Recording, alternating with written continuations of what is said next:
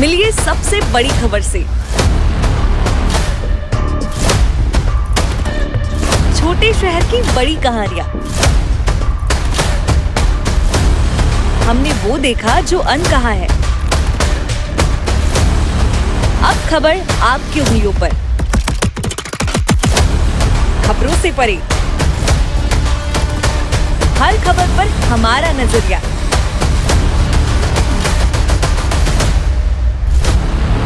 India town news, Bharat की बात। नमस्कार, इंडिया टाउन न्यूज में आप सभी का स्वागत है। मैं हूं आपके साथ रंजना राज। जैसे कि छत्तीसगढ़ में लोकसभा चुनाव का प्रथम चरण संपन्न हो गया है, वहीं दूसरे चरण के चुनाव को लेकर राजनीतिक पार्टियां युद्ध स्तर पर तैयारियां कर रही है। ऐसे में छत्तीसगढ़ में कई स्टार प्रचारकों का दौरा चल रहा है, जिससे छत्तीसगढ़ की राजनीति और भी तेज हो गई है। आज चुनावी माहौल कैसा रहेगा, चलिए इन्हीं सब तमाम जानकारियों के लिए जुड़ते हैं हमारे ब्यूरो चीफ शिवम दुबे से। शिवम, आज प्रधानमंत्री नरेंद्र मोदी 2 दिवसीय छत्तीसगढ़ प्रवास पर रहने वाले हैं। ऐसे में क्या तैयारियां की गई हैं उनके आगमन को लेकर? देखिए, आज से 2 दिन तक पूरा जो नेशनल मीडिया है, जो नेशनल लोग हैं, वो सब छत्तीसगढ़ पे केंद्रित रहेंगे, क्योंकि प्रधानमंत्री नरेंद्र मोदी खुद ही यहाँ दौरे पर आ रहे हैं और आज और कल वो दोनों दिन यहाँ पे दौरे पर रहेंगे। राजधानी रायपुर में वो रात्रि विश्राम भी करने वाले हैं। इसको लेकर चप्पे चप्पे पे सुरक्षा व्यवस्था तैनात है, चप्पे चप्पे पे जवान तैनात हैं और हर एक गाड़ी की चेकिंग हो रही है कि प्रधानमंत्री की सुरक्षा में किसी तरीके की चूक ना हो पाए। जहां प्रधानमंत्री रुकने वाले हैं राजभवन, तो राजभवन के आसपास हजारों गार्ड लगे हुए हैं जो हर एक आदमी की पहचान करके आगे जाने दे रहे हैं। और उसके साथ साथ आज 2 बजे वो रायगढ़ पहुंचेंगे पीएम मोदी। उसके बाद कई सभाओं को अंजाम देने के बाद रायपुर में विश्राम करने पहुंचेंगे। लेकिन उससे पहले यहाँ की जो व्यवस्थाएं हैं उनको पूरी तरीके से चौकस कर लिया गया है। कल एक प्लेन उतरा है यहाँ पे, जिसमें सिर्फ और सिर्फ MSG कमांडो थे और वो यहाँ पे अब पूरी व्यवस्थाओं को संभाल लिए हैं। सुरक्षा व्यवस्थाओं को देखते हुए जो चेकिंग चल रही है तमाम गाड़ियों की, और हर एक व्यक्ति को पहचान करके ही आगे भेजा जा रहा है। इसके साथ साथ जो रूट है वो उसको लेकर भी काफी बदलाव देखने को मिला है। राजधानी रायपुर में 4 से 5 मार्ग जो है परिवर्तित कर दिए हैं। जो लोग हैं जो उन रास्तों से आना जाना करते हैं उनको भी सूचित कर दिया गया है। तमाम जो व्यवस्थाएं हैं वो पूरी कर ली गई है। जी, पीएम मोदी छत्तीसगढ़ में जो चुनावी हुंकार भरने वाले हैं, वहीं विपक्ष पार्टियों के लिए और भी ज्यादा कितनी मुश्किलें जो है बढ़ने वाली है?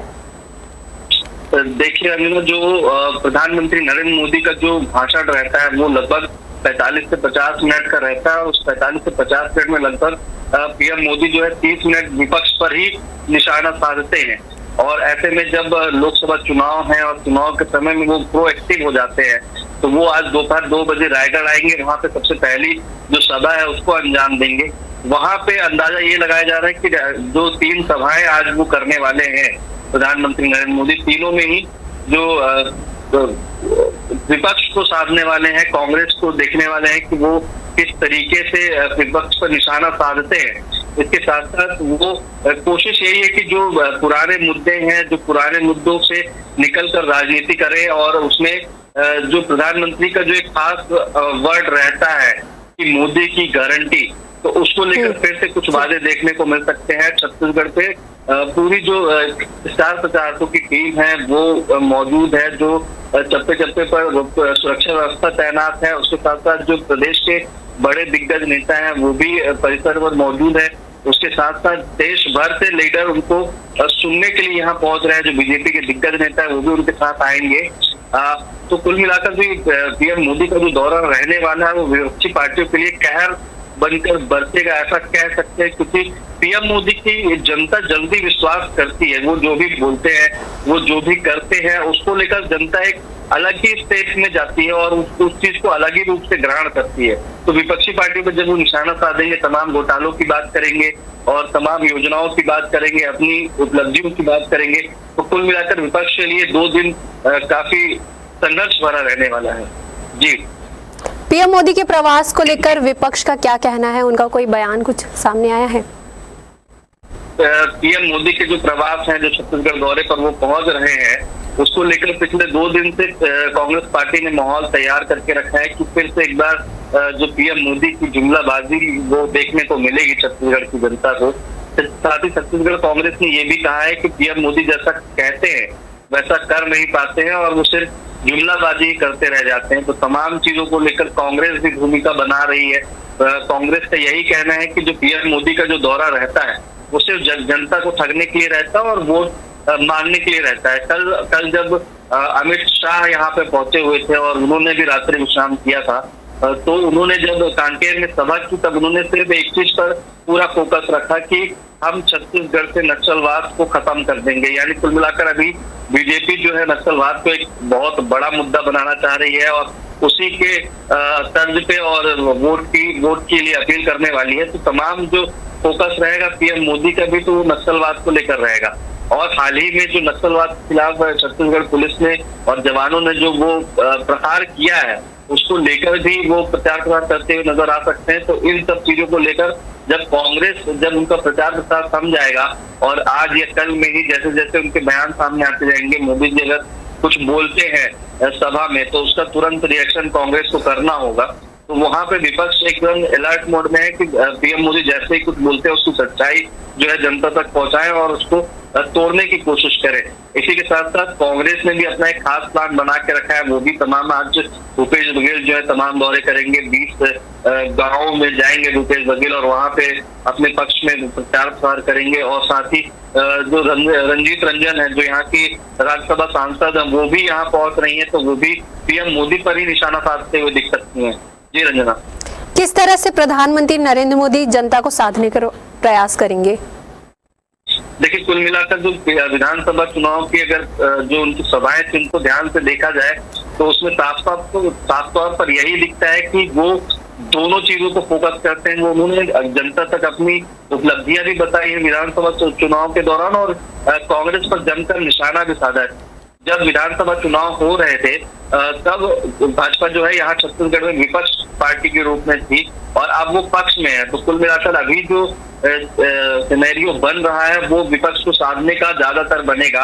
और जो पीएम मोदी अपनी उपलब्धियां गिनाएंगे, जो 10 साल में उन्होंने क्या कुछ करके दिखाया, जैसे 370 धारा हटवाई है कश्मीर से, तो वो उस चीज को लेकर भी तमाम जो वादे हैं उनको लेकर भी पीएम मोदी जो है जनता के बीच जाएंगे और उनको संबोधित करते हुए नजर आएंगे। लेकिन खास बात ये रहेगी कि जो वहां पे पीएम मोदी का जो दौरा है उनमें वो रात्रि विश्राम भी रायपुर में ही करने वाले हैं। और ये पहली बार ऐसा हो रहा है छत्तीसगढ़ बनने के बाद जब पीएम मोदी या फिर कोई भी प्रधानमंत्री पूरी रात छत्तीसगढ़ में बिताएगा। इसी के साथ साथ कल या परसों में अमित शाह भी यहाँ पे पूरी रात बिताए थे, तो उन्होंने भी एक खास रणनीति बनाई थी। और उसके बाद जब आज पीएम मोदी आ रहे हैं तो सुरक्षा तो पूरी तैनात कर दी गई है। उसी के साथ साथ जो बीजेपी के नेता है वो भी अलर्ट मोड में है, उनको भी तमाम तरीकों की जानकारियां ले सकते हैं पीएम मोदी, ऐसा वो कयास लगा रहे हैं।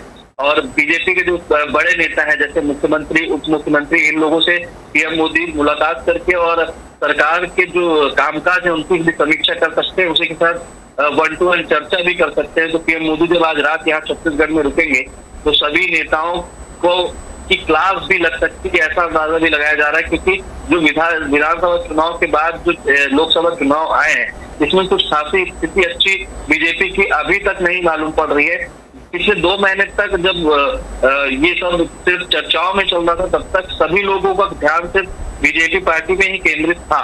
लेकिन जैसे जैसे चुनाव प्रचार हुआ और कांग्रेस ने अपने मुद्दों को जनता के बीच रखा तो थोड़ा सा 50-50 वाला मामला बन गया है। तो इन सब चीजों को लेकर भी पीएम मोदी लगातार नेताओं से बात करेंगे और उनसे यही जानने की कोशिश करेंगे कौन सी लोकसभा सीटें हैं जहाँ पे ज्यादा फोकस करने की जरूरत है। तो वो एक सर्वे अलग होगा। तो कुल मिलाकर आज जो पीएम मोदी का दौरा होने वाला है वो काफी हाईलाइटेड रहेगा। जी रंजना, धन्यवाद शिवम, हमारे दर्शकों को जानकारी देने के लिए। और भी अपडेट के लिए हम आपसे दोबारा जुड़ेंगे। वक्त हो चुका है एक छोटे से ब्रेक का।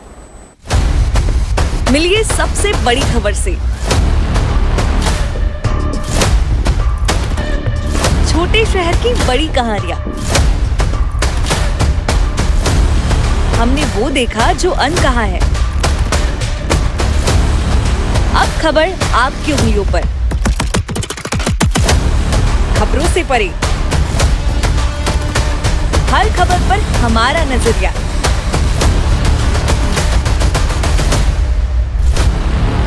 इंडिया टाउन न्यूज, भारत की बात।